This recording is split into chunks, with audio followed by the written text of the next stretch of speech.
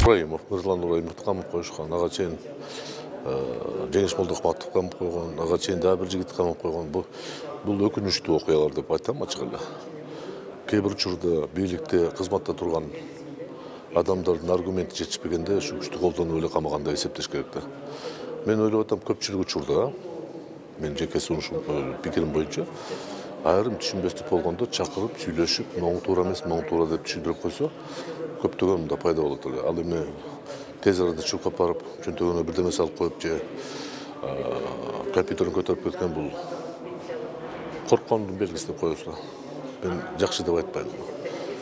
Мен да кошулат элем кээ бир пикирлерге. Айрым учурда биздин массалык маалымат каражаттар аша чабып атат. Башка массалык маалымат каражаттардан перепечатка кылып, текшерилбеген маалымат берген бул орунду бар да. Бирок аны тоскоолдук кылыш үчүн бир аз тез бийлик маалымат берип турса, мамлекеттин позициясы кандай, көз карашы кандай, мисалы үчүн ошол Украина, Россиянын конфликт боюнча айтып турса, көптөгөн маселе өздөрү жок болмок да. Мен мындай деп айтат элем, жалпы айтканда мамлекеттик маалымат боюнча саясат бир аз четте калып атат да, жетишпей атат да. Биз азыр Украина, Россиянын конфликтини көптөгөн Украина маалыматтардан алып атабыз да.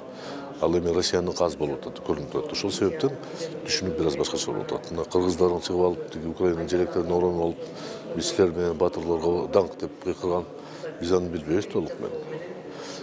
Эч ким айта албай атат да, 14-жылдан баштап жанакы ЛНР, ДНР деген жерлерде канчалык жоготуу болгон.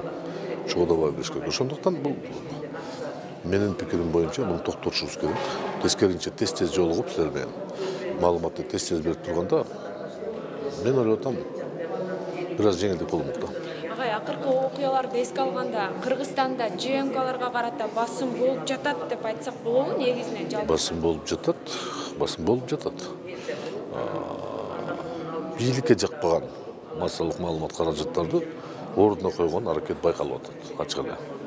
Мен байкап атам. Мисалы үчүн ошол Next TV деп коебуз, башка маалымат каражаттар кысым алынып атат, ар кандай жол менен. Ошол эле жанагы Темиров Лайв, ошого окшондор.